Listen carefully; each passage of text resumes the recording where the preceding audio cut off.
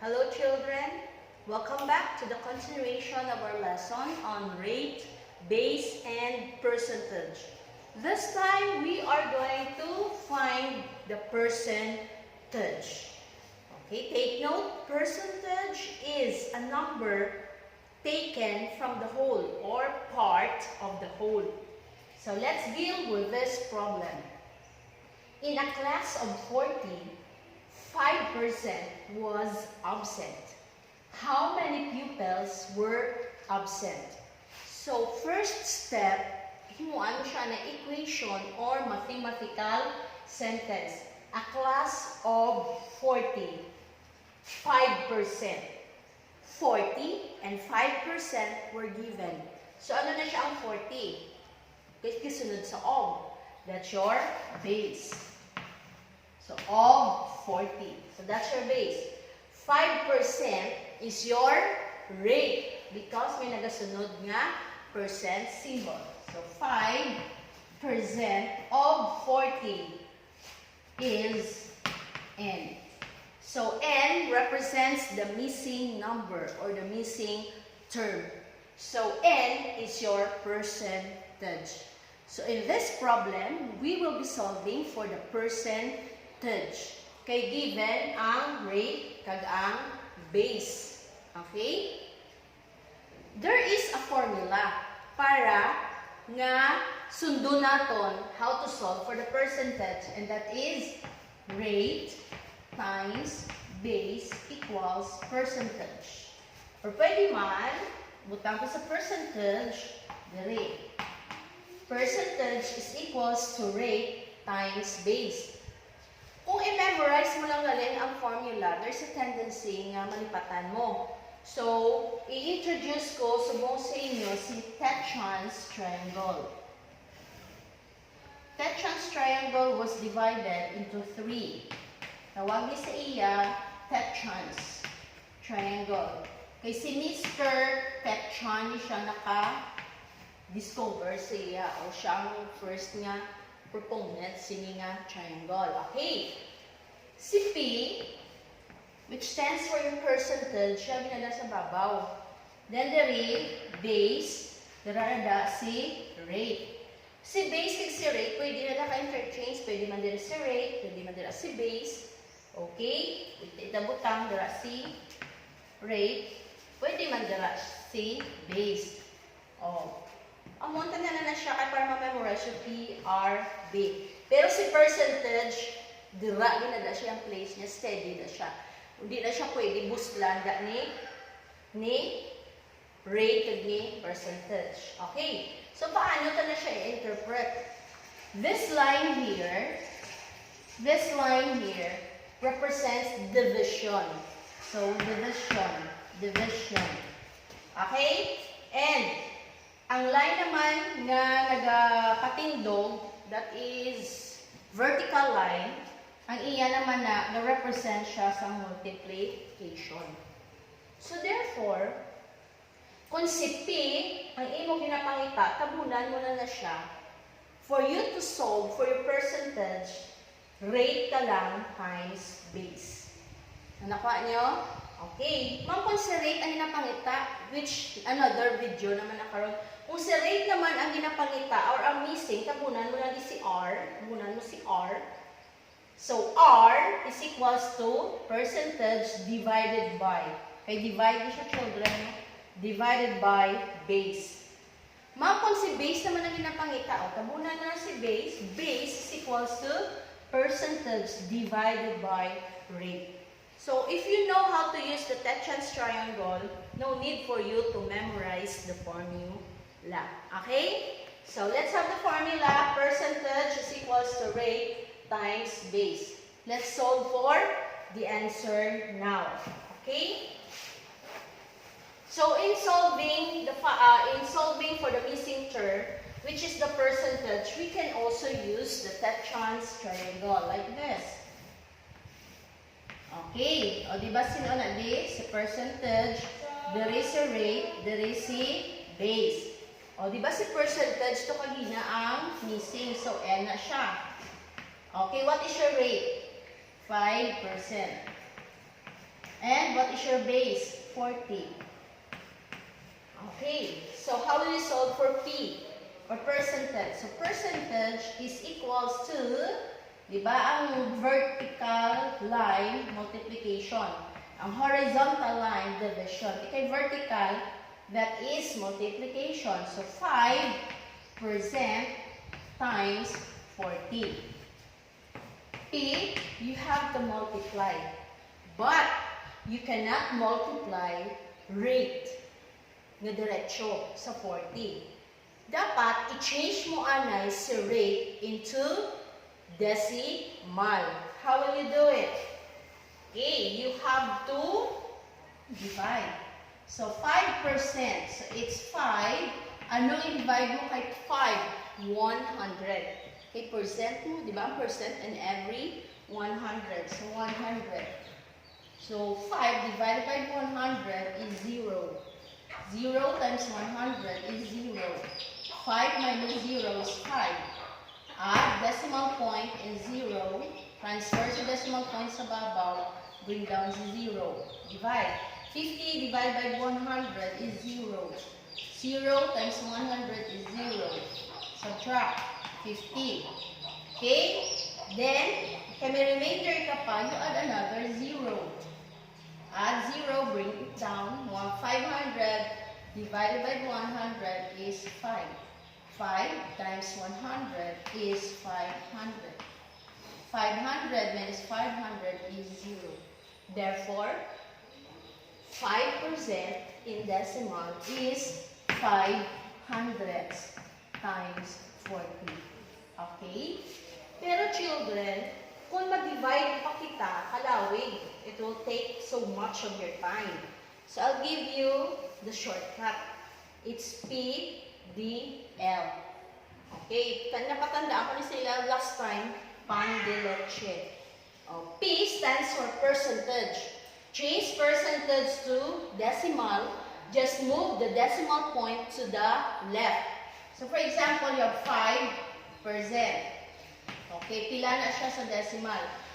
P, percentage, move, change to decimal, move the decimal point. Ang decimal point sa rate are diri sa right, pareho sa whole number. So, ang decimal point diri sa right, i-move mo sa left. Kapila, kadua. Why kadua? Because percent stands for 100 and 100 has 2 zeros. So, kadua ka mag-move. 1, timang kulang. You add 0, then decimal point. Kaya wala ka the whole number, you put 0. So, therefore, 5% in decimal is 5 hundredths. Okay? Oh, another example, what is ma'am 50%? Kadua ka man siya kung mag-move to the left? Yes.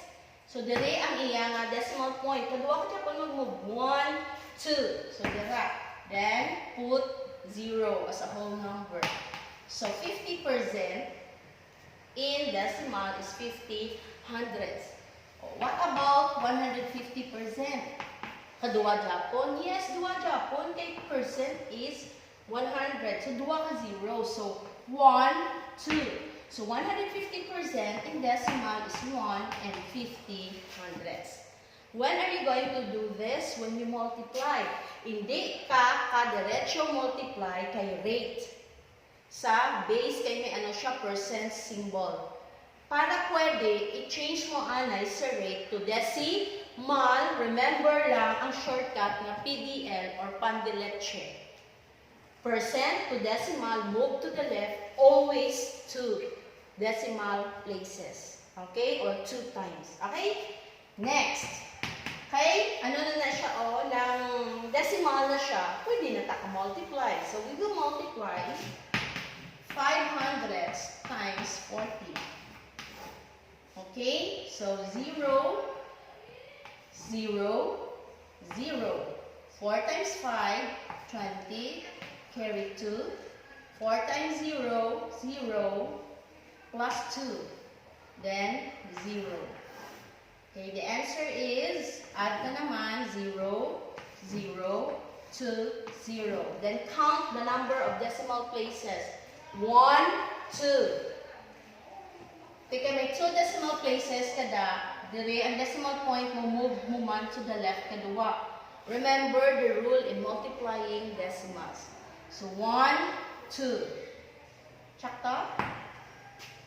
So what's your answer? 5%. The answer is 2. So 5% of 40 is 2. So meaning, when we go back to the problem, how many pupils were absent? So 5% of 40 is 2. Dua ka pupils ang absent. Get it? Okay. Let's have more examples. Can you check them on time? What is 5% of 30? So para hapos, i-plaster na lang ang children sa Tetran's triangle. Okay, sa face-to-face mga klase, ginapa-plaster ko na sila sa Tetran's triangle. Kita na naman time. Okay, so to make it bigger, dirito sa punta. Tetran's triangle. So tandaan nyo sa babaw, si percentage, there is a rate, there is a base. O, plaster. What is 5%? Ano na siya 5%? It's the rate. O, so dili mo siya ibutang. Of 30.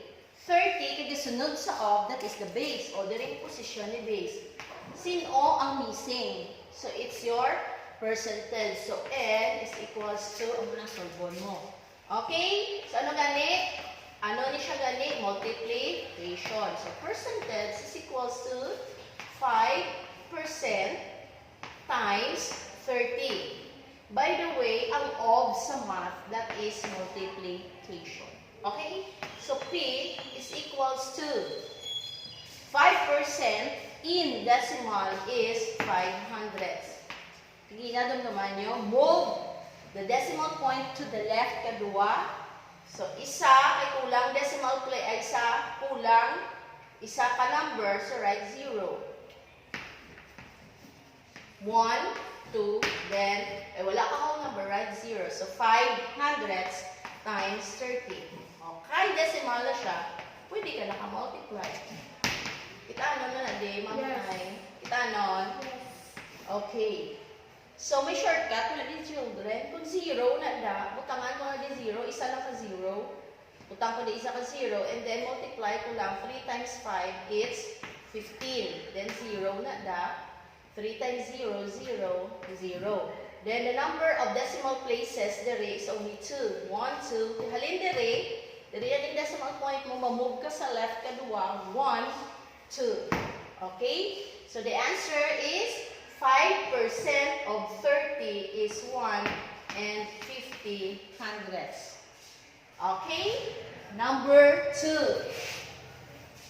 What is 10% of 60? So, first step again is i-plaster sa Tetran's triangle. Tetran's triangle.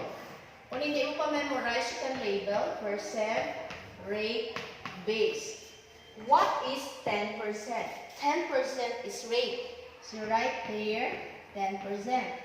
Of 60. 60 is base, ikasunod sa of. So, dili mo siya ibutang. So, the missing again is the percentage. So, P is, di ba multiply na siya? Okay, ang amo na siya nga line, the vertical, 10% times 60. So, before you multiply 10%, change that first to a decimal number.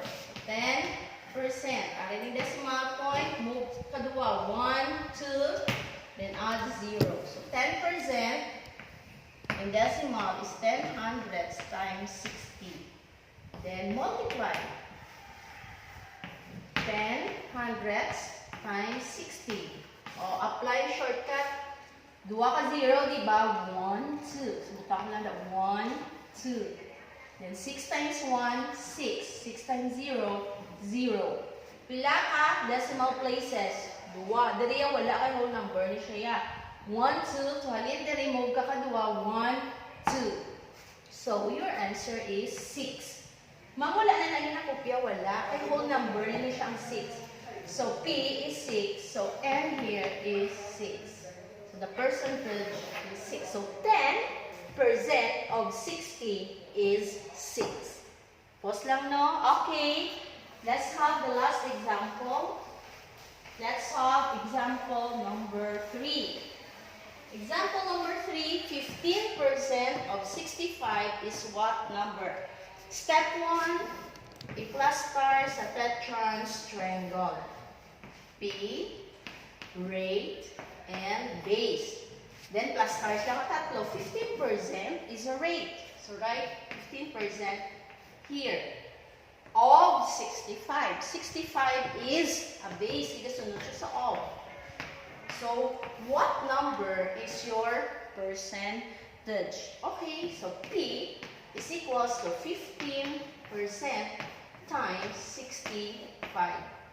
Again, change 15% to a decimal number. Move the decimal point PDL to the left.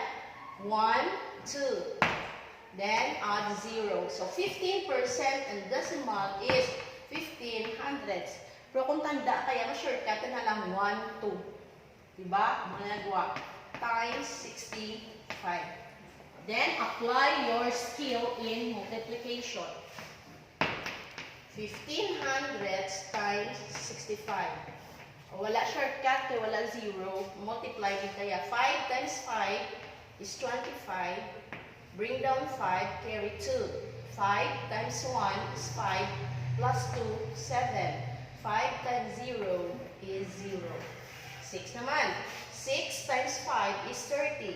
Bring down 3, a 0, carry 3. 6 times 1 is 6, plus 3 is 9. 6 times 0 is 0. Then, you will add 5, 7 plus 0, 7, 0 plus 9, 9, bring down 0. Pila ka decimal places ang imo din nga ano? Factors, duwa. 1, 2. So, halin diri, move ka man ka duwa sa left. 1, 2. So, percentage. 15% of 65 is 9 and 75 hundredths. That's your final answer. So, to summarize, to find the percentage, you can use the tetrans triangle. Para there's no need for you to memorize the formula, which is percentage is equals to rate times base. Use the tetrans triangle, then i-plus star sa tetrans triangle. Amo ni son ang magwa. Then write the mathematical equation. P is equals to 15% times 65. And before you multiply, change first your rate to a decimal number by moving the decimal point 2 places going to the left. Remember the acronym PDL. Percent to decimal, move to the left, always 2 times. Okay? You get it? I have taken the 3 examples from the assessment sa inyong module. Okay? Thank you for watching.